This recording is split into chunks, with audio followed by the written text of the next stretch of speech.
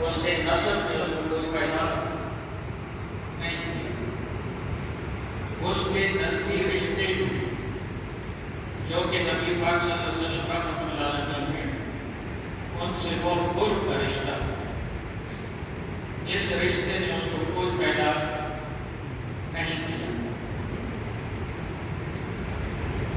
کیونکہ وہ بے ادب تھا اور نبی پاک کا بے ادب تھا، اس کام کا، اس لیے اسی کا بھائی ابو طالب ان کا ایمان ثابت نہیں ہے، وہ بھی اس کا بھائی ہے، حضور نبی کریم صلی اللہ علیہ وسلم کا چاچا ہے، لیکن ان کا بڑا احترام ہے، ایمان ثابت نہ ہونے کے باوجود بڑا احترام ہے، اس کا احترام اور دوسرے چاچے ابو لہب کا احترام نہیں ہے، اس کے پیچھے ادب اور بے ادبی کا فرق ہے۔ ابو لہب بے ادب ہے، ایمان نہ لانا یہ ایک معاملہ ہے، اور ایمان نہ لانا اور ساتھ اللہ اور اس کے رسول کو برا بھلا کہنا اور برا سمجھنا اور ادب نہ کرنا، یہ ایک اور معاملہ ہے جو دونوں بھائیوں کے اسلام کے ایمان کے ثبوت نہ ہونے کے باوجود حضرت ابو طالب کہا جاتا ہے، مسلمان کہتے ہیں، بڑا ادب کرتے ہیں، کیونکہ انہوں نے اپنے بھتیجے کا بہت خیال رکھا ہے، بطور بھتیجا ادب کیا ہے، بطور پیغمبر بھی، بطور اللہ کا حبیب بھی، بطور بھتیجا ادب کیا ہے، اس لیے مسلمانوں کا نام ادب کے ساتھ ہے۔ معلوم ہوتا ہے کہ حضور نبی کریم صلی اللہ علیہ وآلہ وسلم کی کوئی بے ادبی نہ کرے اور آپ کو بطور پیغمبر نہ مانے تو اس کے بھی مسلمانوں کے یہاں بڑی ریسپیکٹ ہے اور بڑی عزت ہے، اور اس کے لیے معاد کے طور پر ایسے انسان کے لیے انجام کے طور پر، معاد کے طور پر بھی بڑا فرق ہے۔ وہ انسان جو نبی پاک کا بے ادب ہے، وہ چاہے ابو لہب ہی کیوں نہ ہو، سگا چاچا کیوں نہ ہو، اس کر کے پس کرے گنہگار، 7 منزلیں ہیں جہنم کی، سب سے نیچے والا گڑھا وہ اس کا مقدر ہے،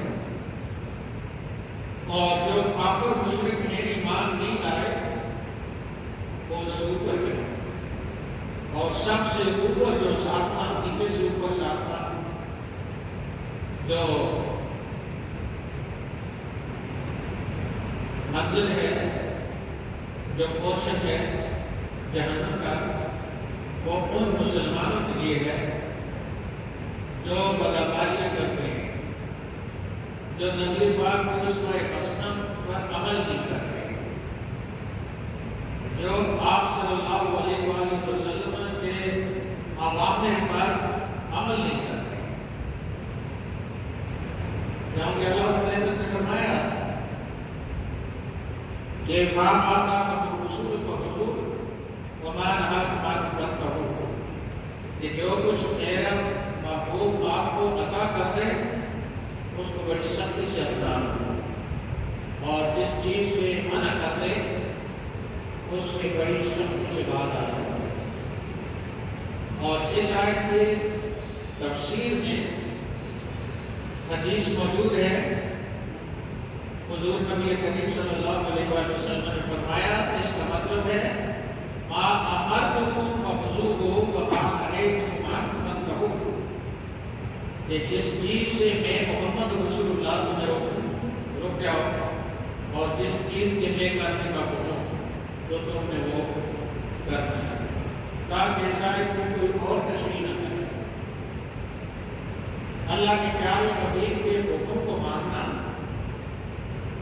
یہ قطع نظر اس کے کہ وہ حکم نہ ماننا اس کا یا ماننا ادب اور بےادبی کے طور پر ہے۔ اگر ادب کے طور پر ماننا ہے تو وہ عظیم لوگوں کا مرتبہ ہے۔ اگر صرف پیغمبر کا بطور شریعت ماننا ہے تو یہ اس سے بہت نیچے والا طبقہ ہے مسلمانوں کا۔ ایک چیز ایسی کرنا کہ میرے آقا نے کی ہے اور اس کو آرام نہیں آتا، اذان ہو گئی ہے مسجد جانا ہے اور جس طریقے سے پیارے آقا نے کیا اس طریقے سے کرنا ہے، اس کے عزبے سے آتا ہے تو یہ اور ہے۔ اور جو کہتا ہے کہ اللہ کا حکم ہے اذان ہو گئی ہے نماز پڑھنے، اللہ کے پیارے حبیب کی کوئی بات ذہن میں نہیں ہے اور بس آیا ہے نماز پڑھی ہے سنت پر عمل کیا اور گیا ہے، دونوں میں زمین اور آسمان کا فرق ہے۔ ہر چیز کو اللہ رب العزت نے جو کوئی چیز کرتا ہے اس کے ساتھ پلس کرتا ہے، اس کا اور مرتبہ ہے۔ جو کوئی چیز کرتا ہے پلس نہیں کرتا وہ اور مرتبہ ہے۔ جو کسی چیز کو نہیں مانتا اس کا اور مرتبہ ہے۔ جو حقارت کی وجہ سے نہیں مانتا اس کا اور مرتبہ ہے۔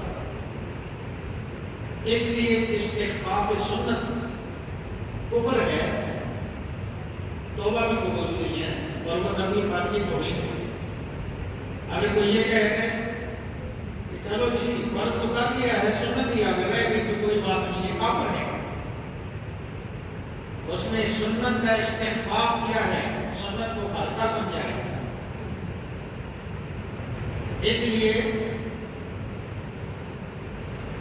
ہارون الرشید جو عباسی خلیفہ ہے، 3 برعام پر اس کی حکومت ہے اور اس کا چیف جسٹس وہ قاضی ابو یوسف جو ہمارے حنفی آئمہ میں امام اعظم کے بعد سب سے بڑا امام ہے، یہ چیف جسٹس کا ہارون الرشید کی خلافت میں یہ دستخواں پہ بیٹھے تھے، گدو ملا کر رکھے گئے آنے میں۔ تو امام صاحب نے فرمایا کہ گدو پیارے آقا کو بڑے پسند، آپ نے بڑی رحمت کی اس میں، اور ساتھ ہی ایک اور بڑا باوقار آدمی بیٹھا تھا، خود ہارون الرشید بھی بیٹھا تھا۔ اس نے کہا لیکن مجھے پسند نہیں ہے۔ مسلمانوں کا بہت بڑا فقی امام جس کو ساری دنیا تسلیم کرتی ہے، اس کا فتویٰ اس کے بارے میں یہ ہے کہ وہ مرتد ہے۔ اس نے صرف یہ کہا ہے کہ مجھے پسند نہیں ہے۔ اگر وہ یہ کہہ دیتا کہ نبی کو پسند ہے لیکن مجھے پسند نہیں ہے، اس کی توبہ بھی قبول نہیں ہے۔ اس لیے امام صاحب نے تلوار اٹھا کر فرمایا کہ کلمہ پڑھو، تجدید ایمان کرنے کو میں تمہاری گردن اتاروں گا، اور اس کو کلمہ پڑھ۔ تخفیف سنت یہ جو داڑھی کو فرنٹ بناتے ہیں اور یہ وہ کرتے ہیں، یہ کفر ہے۔ یہ سنت کی شکل بگاڑنا ہے، یہ سنت کو نام اپنانا اور ختم کرنا، بالکل منہ عورتوں کی طرح بنانا، یہ بھی بہت بڑا جرم ہے۔ اللہ رب العزت نے اپنے محبوب کی زبان سے فرمایا کہ لعنت ہو مردوں پر جو عورتوں کا فیشن اپناتی ہیں، شکل صورت، اور بخاری مسلم، اور لعنت ہو عورتوں پر جو مردوں جیسا اپنا حلیہ بناتے ہیں۔ اس سے بڑی سزا کیا ہو سکتی ہے؟ اور لعنت ہے ان لوگوں پر، مسلمانوں پر جو غیر مسلم کی شکل صورت بناتے ہیں۔ اس لیے ہمیں بہت محتاط رہنا چاہیے، لیکن فیشن بنانا داڑھی کا یہ کفر ہے، اس کی اجازت نہیں ہے۔ اور داڑھی بنانے کٹانے کی اجازت نہیں ہے۔ جتنی نبی پاک صلی اللہ علیہ وسلم کے چہرے پر داڑھی مبارک ہے اور اتنی رکھنی۔ ایماندار کے لیے اپنے ایمان کو مضبوط رکھنے کے لیے بڑا ضروری ہے کہ حص ہو جائے اور بیچارہ مریض سا ہو جائے، بدبخت ہو جائے، تو کسی بدبخت کو خوشبخت بنانا یہ اللہ کی مرضی ہے، یہ علماء کے ہاتھ میں نہیں ہے۔ سعادت مند وہ انسان ہے جو پیارے آقا کو محبت کے ساتھ اپناتا ہے، جو صرف اطاعت کرتا ہے اور ایک شوق ہوتا ہے، جیسے دادا اپنے پوتے کو دیکھ کر یا پوتی کو دیکھ کر یا نانا اپنے نواسی کو دیکھ کر جیسے وہ کرتا ہے، گول گول کرتا ہے، کوئی سمجھداری والی بات نہیں ہوتی یا بچی کرتی ہے تو ایسے کرتا ہے۔ نانی نانے دادی دادے ایسے کرتے ہیں جیسے ان کے اپنے بچے کرتے ہیں۔ تو کسی نے بھی ان کو نہیں کہا کہ تم پاگل ہو گئے، وہ گول گول کرتا ہے آپ کیوں کرتے ہیں؟ وہ جیسے منہ بناتا آپ کیوں بناتے ہیں؟ وہ جیسے حرکتیں کرتا آپ کیوں کرتے ہیں؟ یہ کسی نے بھی نہیں کہا کہ آپ پاگل ہو گئے، کیونکہ یہ محبت ہے اور محبت کا اظہار ہے، اس کے کوئی پیمانے نہیں ہے، کیونکہ محبت ایک کیفیت ہے، کیفیت نہیں ہے۔ کیفیت کی حدود نہیں ہوتی، کیفیت کی حدود ہوتی ہے۔ کیفیت کہتے ہیں جو چیز دیکھنے میں آئے، چھونے میں آئے، سونگنے میں آئے، وہ کیفیت ہوتی ہے۔ ناپنے میں آئے، تولنے میں آئے، وہ کیفیت ہے۔ اور جو چیزیں چیزوں میں نہیں آتی وہ کیفیت ہے۔ اللہ کی ذات کیفیت نہیں ہے۔ اللہ کی ذات کو کیفیت اور جسم سمجھنا، ناپ تول سمجھنا، اس قسم کا رویہ رکھنا اللہ کی ذات کے لیے کفر ہے۔ اللہ کیفیت ہے، اللہ کیفیت نہیں ہے۔ نبی کیفیت ہے، کیفیت نہیں ہے۔ لہذا مقولہ کم اور کیف میں اللہ اور اس کا رسول اور مقبول دو مختلف چیزیں ہیں، یہ دو مختلف مقولے ہیں، دو مختلف حقیقتیں ہیں۔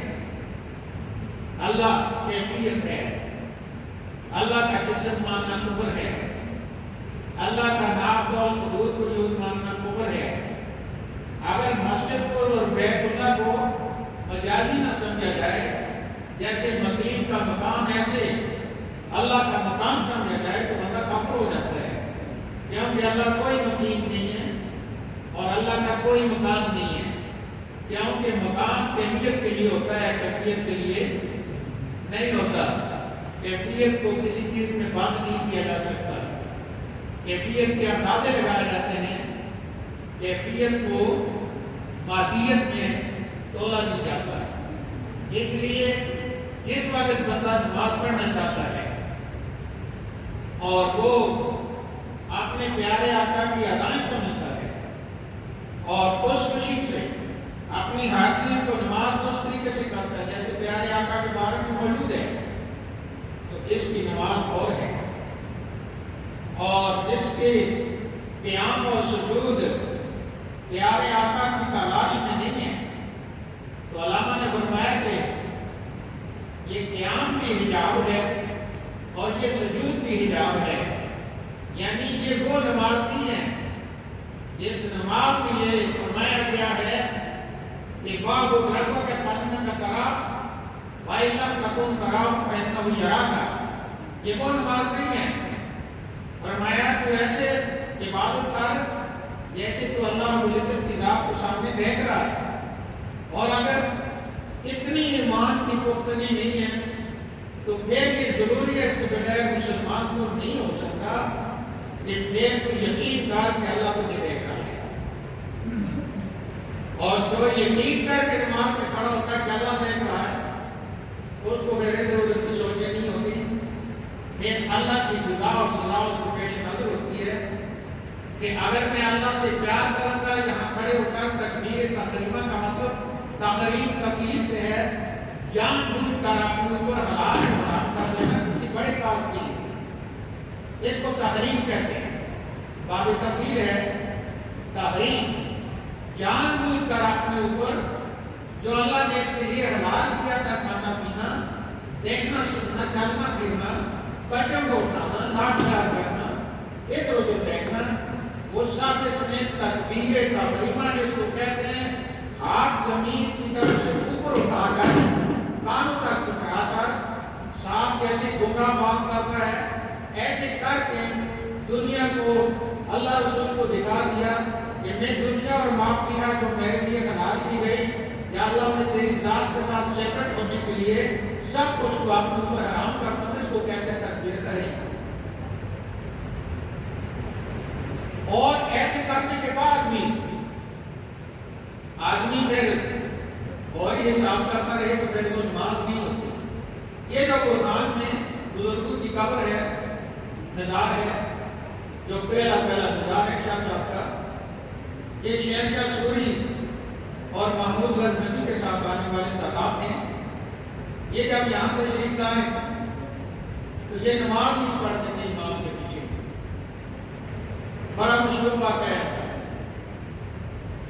تو لوگوں نے کہاں نشانے دیے جیسے ہوتا ہے سید بنتا پھرتا ہے، نماز امام کے پیچھے نہیں پڑھتا، یہ کرتا ہے وہ کرتا ہے، بڑا زمانہ ہو گیا۔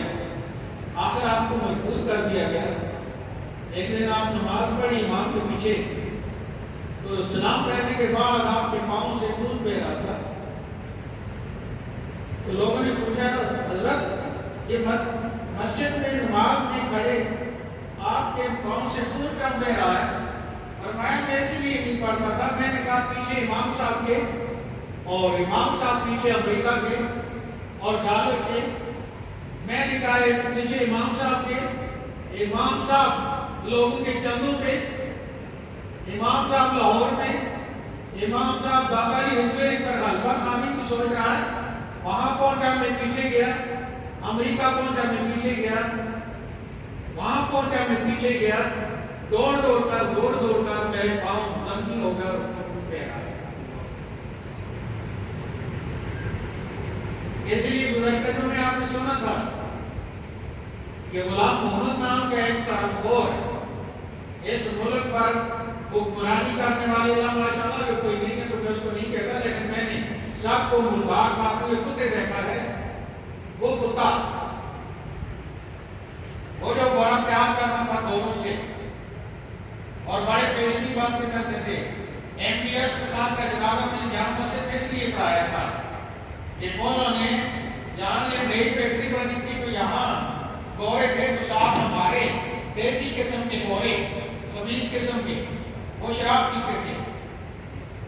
تو اصغر خان جماعت اسلامی سے ان کا تعلق تھا، بڑا ایماندار انسان تھا، اس نے وہ شراب یہاں بند کرایا میرے ذہن میں تھا، اور ان کا جنازہ میں نے جامع مسجد کے محراب میں رکھ کر پڑھایا ہے اور بڑی محبت کے ساتھ، اور کتے بھوکنے لگے کہ جی دیکھیں امیر آدمی کا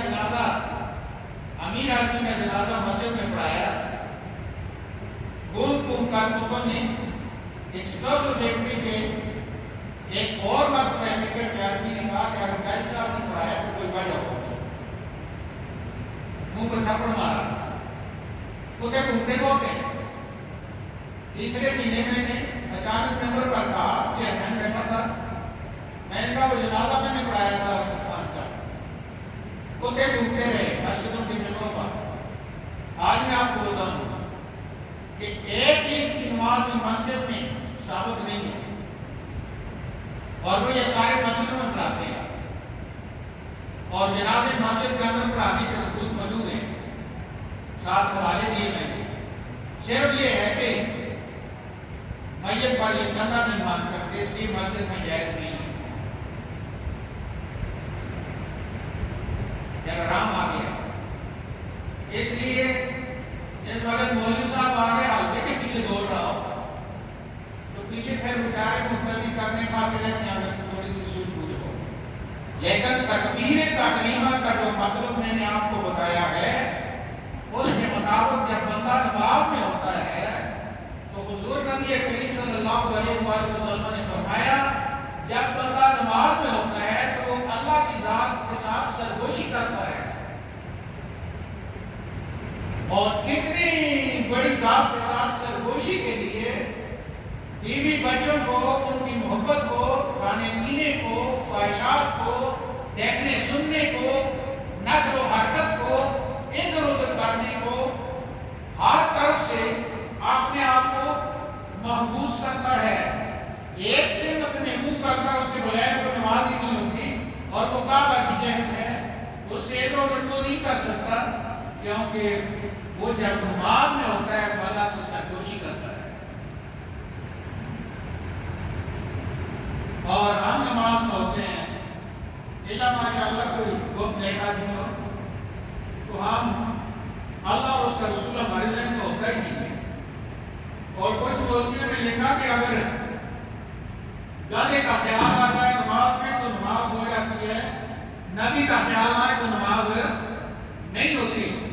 یہ اپنے مقابلے میں یار لوگوں نے یہ لکھا ہوا ہے، لیکن اللہ نے یہ فرمایا کہ تکبیر تقریبا میری ملاقات کے لیے تم ہاتھ اٹھاتے ہو، ہاتھ شہر سے اٹھاتے ہو، صرف میری ذات کو اپناتے ہو، تو میں نے تم کا یہ واجب کیا ہے کہ اس میں میرا محبوب بھی ہوتا ہے۔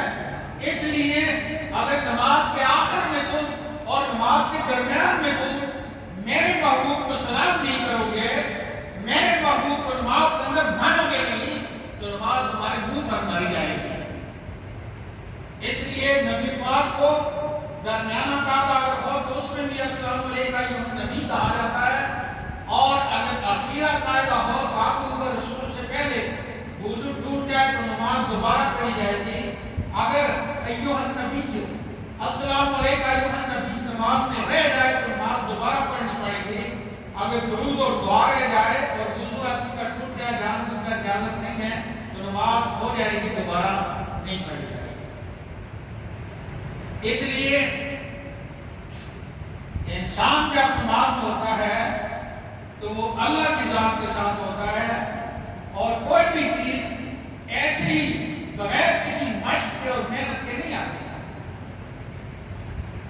یہ ہمیں مشق کرنی پڑے گی، یہ ہمیں محنت کرنی پڑے گی، یہ ہمیں یہ ساری سوچیں، یہ سب کچھ ختم کرنا پڑے گا۔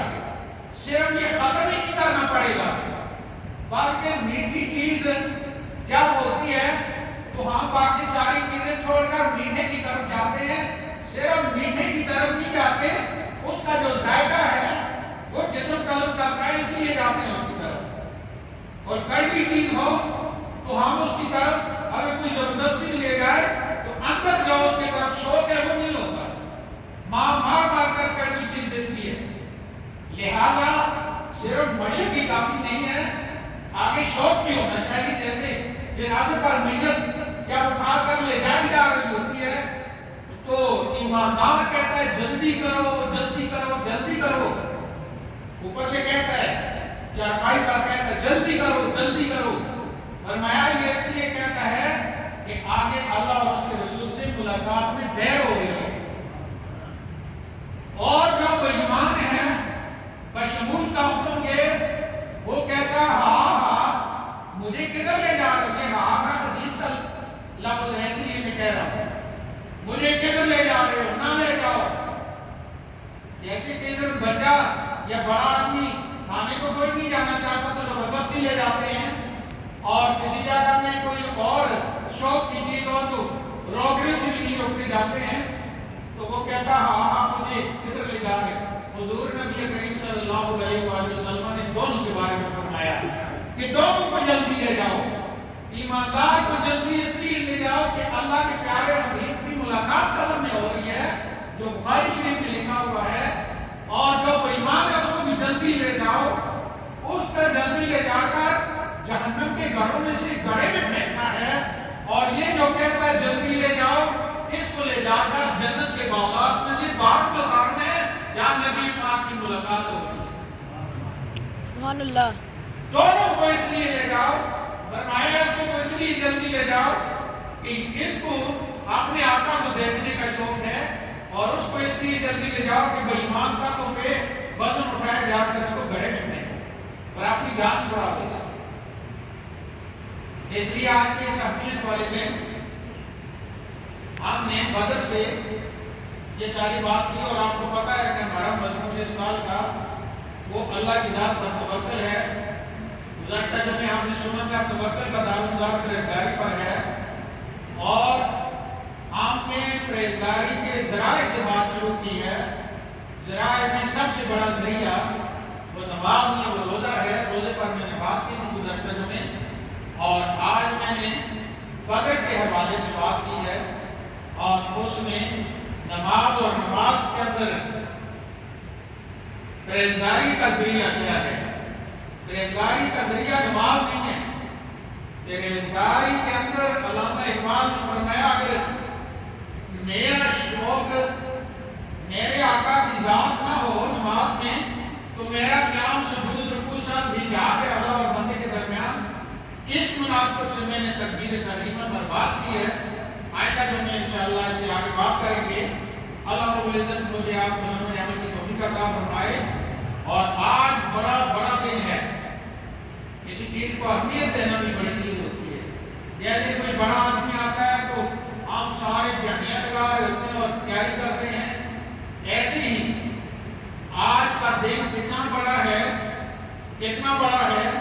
فرمایا جمعے کا دن مسلمانوں کے لیے عید کا دن ہے، سید الایام ہے، اور اس کے سید الایام ہونے کے لیے جو بنیادی چیز ہے وہ حضور نبی کریم صلی اللہ علیہ وسلم کے آمد کی خوشی منانا ہے، اور یہ موجود ہے، لکھا ہوا ہے۔ اور یہ بڑا دن ہے، اس بڑے کو چار چاند لگا دیے بدر کے واقعے میں۔ جو بدر کا واقعہ ہوا ہے یہ سابقہ انبیاء کی کسی امت کے کسی بندے میں نہیں ہوا، اور نہ حضور نبی کریم صلی اللہ علیہ وسلم کے غلام صحابہ کرام میں بدر کے بعد ہوا ہے، نہیں ہوا ایسا۔ جو توکل اور جو ایک شوق اور جو محبت اور جو اللہ رسول کے لیے سب کچھ قربان کرنے کا جذبہ جو بدری صحابہ نے کیا ہے وہ کسی کے حصے میں نہیں ہے۔ قیامت تک یہ رنگ الگ رہے گا، یہ صحابہ میں بھی برابر نہیں ہے۔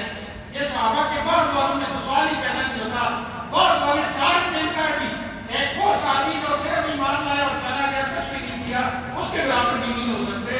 لیکن صحابہ میں بدری صحابہ کے برابر کوئی صحابی نہیں ہو سکتا، کوئی کردار نہیں ہو سکتا۔ اللہ کے حبیب کے بعد سب سے بڑا مرتبہ مسلمانوں میں حضرت آدم سے لے کر اسلام میں آج تک بدری صحابہ کی طرح کوئی بھی اللہ کا پیارا نہیں ہے۔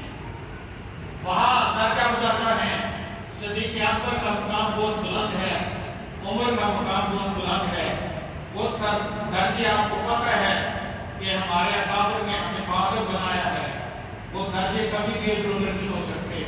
لیکن چار چاند لگا دیے آج کے اس دن کو بدر کی مطابقت نے کہ آج جیسے بدر 17 رمضان جمعے کے دن ہوا تھا، آج بھی آپ نے روزہ رکھا ہوا ہے 17 رمضان بدر والے دن جمعے کا دن ہے۔ یہ بڑی چیز ہے، بچوں کو جا کر بتاتے ہیں بڑی چیز ہے۔ شیکسپیئر اور دوسرے تیسرے انگریزی آئے تو ساتھ لان کے لے کر آئی، وہ کہانیاں اور مردودوں کی جو بہادریاں ہیں 20 لوگوں کے خنزیروں کی ہمارے نصاب میں پیٹرن کیا ہونا چاہیے، چاہے انگریزی ہو یا عربی ہو یا اردو ہو یا پنجابی ہو، وہ پیٹرن عمر ہونا چاہیے، وہ خالد بن ولید ہونا چاہیے، وہ صدیق اکبر ہونا چاہیے، وہ عثمان غنی ہونا چاہیے، وہ پیارے آقا کی ذات ہونی چاہیے، وہ علی المرتضیٰ ہونا چاہیے، وہ خاتون جنت ہونی چاہیے، وہ خدیجہ الکبریٰ ہونی چاہیے۔ اور ملعونوں کو ہمارے بچوں کو کیا پڑھایا جاتا ہے، اور سنا ہے کہ فوبیا ہو گیا ہے کہ نصاب سے اسلام کا نام نکال دیا جائے۔ ہم تمہاری کھوپڑی سے کفر کو چن کر نکالیں گے، چن کر نکالیں گے۔ جس ملک میں تم رہتے ہو اس ملک کی ہر چیز اسلام کے مطابق ہوگی، اس ملک کی ہر چیز اسلام کا نام لے گی، اس ملک کی ہر چیز اسلام کا نمونہ بنے گی۔ اس ملک کا نصاب اسلام ہوگا، اس ملک کا نصاب ایمان ہوگا، اللہ رسول سے محبت ہوگی، اور اللہ رسول کے لیے زندگی گزارنا سب سے بڑا مقصد اس ملک کے مقدر بنے گا۔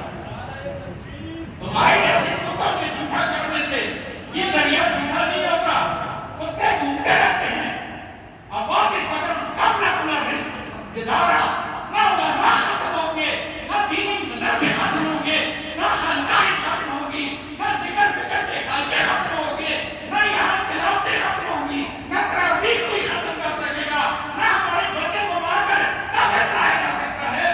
یہ ملک بنا ہی اس لیے ہے تاکہ پوری دنیا میں اسلام کے درخت کو اس پانی سے، اس ملک کی وفا سے اور ان لوگوں کی محبت سے اس کو پانی دیا جائے، اور سارے کائنات کو اللہ رسول کی محبت سے کھانا رکھا جائے۔ اس لیے غلطی کا شکار کوئی بھی ہو، میں نے بڑے بڑے خنزیر دیکھنے آئے اور گھر کتے کی موت ماری۔ میں اس وقت جو ماں کے خصموں کو راضی کرنا چاہتا ہوں ان سے بات کرتا ہوں، باز آ جاؤ، ورنہ تم کچھ بھی نہیں ہو۔ سب کچھ اللہ اور اس کا رسول ہے، اور سب کچھ ایماندار ہے، سب کچھ اسلام ہے، بقا اسلام کو ہے، بقا اللہ کو ہے، اللہ کے رسول کو ہے، ہمارے دین کو ہے، ہمیں ہے، ہمارا باپ بھی نہیں ختم کر سکتا۔ تم سب ختم ہو جائیں گے، لعنت کے ساتھ ختم ہو جاؤ گے، اور ہمارا خاتمہ ایمان کے ساتھ اور اللہ کی رحمت کے ساتھ ہوگا۔ اس لیے داڑھی سنت کے مطابق رکھیں، ذرا نہ شرمائیں۔ ہم اپنے دین پر فخر کریں گے، اپنے آقا پر فخر کریں گے۔ ماں بہنوں کو وہ لباس ہونا چاہیے جو محق المومنین کا تقاضا ہے، قرآن نے اس کو ذکر کیا ہے، اور ہماری بچیوں کا وہ لباس ہونا چاہیے، بڑے فخر کے ساتھ ہونا چاہیے، گردن کٹ جائے لیکن پیارے آقا کی سنت کا ایک بال نہ کٹے، یہ ہمارا جذبہ ہونا چاہیے۔ پھر دیکھیں یہ نمازیں کرتی کیا ہے، پھر یہ نمازیں فضائے بدل پیدا کر فرشتے اب بھی میری نصرت کو اتر سکتے ہیں۔ اس لیے آج سے ہم یہ طے کریں گے، آج بڑا بڑا دن ہے، پتہ نہیں آپ کی میری زندگی میں اتنا بڑا دن پھر آنے کا جانا آئے گا۔ آج ہم زندہ بیٹھے ہیں، اس دن میں سعادتیں اللہ نے ہمیں دی ہیں، پتہ نہیں ہماری زندگی میں آ سکتا ہے یا نہیں آ سکتا۔ اور جتنے بھی ہم بیٹھے ہیں بشمول بچوں کے، 50 سال نہیں 60 سال میں کہتا ہوں، 60 سال نہیں 70 سال کہتا ہوں، 70 آج سے جو آج میں بات کر رہا ہوں، اس کے بعد 70 سال بعد ہم میں سے ہر ایک نے جو آج زندہ انسان ہے پوری دنیا میں، اتنا ماشاءاللہ کی ایک دکھا رہ جائے، وہ سب نے قبروں کے اندر ہونا ہے، اور قبریں آپ کی جنت کے باغات میں سبات بنیں گی انشاءاللہ، وہ جہنم کے گھروں میں سے گھر نہیں بنیں گی۔ جو اسلام کو مٹانا چاہتے ہیں ان کی قبریں جہنم کے گھروں میں سے گھڑا ہیں، آج ہی میں لکھ کر دیتا ہوں، اور جو اللہ اور اس کے رسول کو چاہتے ہیں ان کی قبریں جنت کے باغات میں سے پاک بنیں گی۔ اس لیے وہ ملعون غلام محمد وہ کراچی کے عیسائیوں کے گوروں کی قبرستان میں پڑا ہے، اور اس کے لیے لکھا ہوا ہے، اور باقاعدہ ویڈیو بنی اور دکھاتے ہیں کہ 24 گھنٹے کتے اس قبر پر بیٹھے ہوتے ہیں، اور سانپ اندر اس قبر کے اندر سانپ ہے جو گولیوں سے بھی نہیں مرا، کسی چیز سے بھی نہیں مرا۔ اس کو مارنے کے لیے انہوں نے ایک دفعہ قبر بند کی، زہریلے مادے چھوڑ کر اندر کہ یہ مار دیا گیا، چلے گولی نہیں گرتی۔ 2-4 دنوں کے بعد پھر قبر اٹھائی تو دیکھا تو وہ سانپ اس زہریلے مادے سے بھی نہیں مرا۔ یہ قیامت تک مار بھی نہیں سکتا، اور قیامت کے بعد بھی یہ جہنمی میں مارے گا نہیں، خبیثوں کو سانپ کبھی بھی نہیں چھوڑے گا۔ اس لیے دنیا کی کوئی طاقت آپ مسلمانوں کو نیچا نہیں دکھا سکتی اگر آپ کی میری نظریں اس خاتم پر ہیں، احکم الخاتمین پر ہیں، جس خاتم کا ہم نے کلمہ پڑھا ہے اور جس کے کہنے پر ہم سب کچھ کرتے ہیں، اور بدر میں ہمارے اکابر نے صراط الذین انعمت علیہم آپ نماز میں کہتے ہیں، اللہ نے فرمایا ان کے طریقے پر چلو، ان کے طریقے پر چلو، اور ان کا بڑا مقام اس لیے ہے، بعض والوں کا نہیں، اس لیے کہ فتح مکہ کے بعد ریاستیں نظر آ رہی تھی، بڑی دنیا کی چمک نظر آ رہی تھی، لیکن بدر کے اندر وہ پہلا دن تھا جہاں سوائے موت کے اور کچھ بھی نہیں تھا، یا اللہ اس کے رسول کی محبت کے اور کچھ بھی نہیں تھا۔ بڑی سعادت مندی ہے ہماری، بدر کے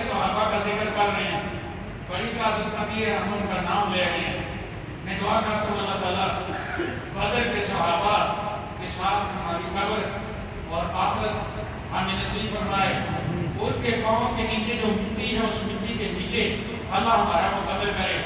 اور اللہ رب العزت نے خود اپنی کتاب میں فرمایا کہ صرف جنت میں داخل ہونے کی بات نہیں کرو بلکہ یہ کہو کہ ہمیں پہلے اپنے نیک کاموں میں داخل کر پھر جنت میں داخل کر. یا ایھا النفس المطمئنہ ارجعی الی ربک راضیۃ مرضیہ فادخلی فی عبادی وادخلی جنتی. اس لیے دعا کریں کہ اللہ رب العزت زندگی میں ہمیں بدر کے صحابہ کے سائے میں رکھے, پیارے آقا کے سائے میں رکھے. اللہ ہمیں مومنوں کے طریقے پہ رکھے. اللہ صراط مستقیم جو کہ مومنوں کے ساتھ محبت ہے اس پہ رکھے. خاتمہ ہو تو قبر بھی اللہ نے خود دعائیں تعلیم فرمائی ہے, قبر بھی ان کے ساتھ اللہ عطا فرمائے. اور جو گوروں کی بات کرتا ہے زندگی میں گوروں سے نکلنے نہیں دیا اس کو, یہ آپ کے سامنے ایک بڑی مثال ہے. اور گوروں کی ملعونوں نے کی بات سن لیں کہ ملعون ہے, ان ملعون کو اس میں رکھا ہے, اس میں نکالنے نہیں دیا. اس لیے اللہ ہمیں ملعونوں کے ساتھ نہ زندگی عطا کرے, نہ قبر عطا کرے, نہ آخرت عطا کرے. اللہ سعادت مند باتوں کے ساتھ اور بدر کے صحابہ کے ساتھ اللہ تعالیٰ ہمارا مقدر بنائے, ہمارے والدین کا مقدر بنائے, ہمارے اساتذہ مشائخ کا مقدر بنائے, ساری امت مسلمہ کا اور ساری مسلمان امتوں کا مقدر اللہ صحابہ اکرام کے ساتھ کرے. اور صحابہ اکرام پر ہمیں فخر کرنے کی توفیق عطا فرمائے. صحابہ کا نام آئے تو ہمارا مردہ بھی اٹھ کر چلنے لگے کہ کس عظیم انسان کی بات کرتا ہے, کس عزت مند انسان کی بات کرتا ہے, اور کتنی عزت ہے آپ کی میری کہ ہم دنیا کے بہت بڑے جو موجود ہیں ان کے ساتھ ہمارا تعلق ہے. اللہ اس تعلق کو قائم دائم فرمائے. کشمیر کے مسلمانوں کو اللہ آزادی نصیب فرمائے. اور اللہ رب العزت جتنی بھی آپ کی نعمت حیات ہیں دین میں جو مجھے پتہ نہیں ہے, اللہ تعالیٰ وہ آپ کے لیے قبول فرمائے اور آپ کو عطا فرمائے. اور ایوا خان صاحب جو اپنے جانے سے پتہ چلا کہ کیسا انسان کا اتنی بڑی رات کو وہ پیارے آقا کے محبت والی رات اور بدر والے صحابہ کی رات کو یہ لوگ گئے ہیں. ایک اور ہمارے شاہ صاحب وہاں دینا میں وہ بھی آج رات کو ان کا جنازہ ہوا ہے. تو میں دعا کرتا ہوں کہ اللہ رب العزت ایسے ہی ہمیں بھی موت عطا فرمائے, جیسے ہم صاحب کو عطا فرمائے, اللہ ان کی معافت کرے. اور اللہ رب العزت سارے واحدین کو سب کو اللہ تعالیٰ جو ہمارے محلے کے لوگ چلے گئے خصوصاً ہمارے مقصود صاحب اور دیگر ہمارے جو قریبی لوگ یہاں سے چلے گئے ہیں, ہمارے بچے چلے گئے ہیں, بڑے چلے گئے ہیں, ماں بہنیں چلی گئی ہیں, اور جتنے لوگوں نے جنازے پڑھائے میرے ساتھ نمازیں پڑھی ہیں. آج عظیم دن ہے, عظیم پر دن ہے, دنوں میں سب سے بڑا دن ہے. اللہ رب العزت سب کی مغفرت فرمائے, ہمارے والدین کو اللہ کی خیر عطا فرمائے, اور ہمیں دین دنیا دونوں میں اللہ ترقی عطا فرمائے, اور اللہ تعالیٰ ہمیں بہت نامی گرامی بچے عطا فرمائے, اور ہماری منشی کا ذریعہ بننے والے صدقہ جاریہ بچے عطا فرمائے. اور قیامت تک ہمارے بچوں کو اللہ رب العزت اس پیارے آقا کے دین ایمان پر ثابت قدم رکھے, اور کافر مشرک ہونے سے بدعقیدہ ہونے سے اللہ کو محفوظ رکھے. صلی اللہ تعالیٰ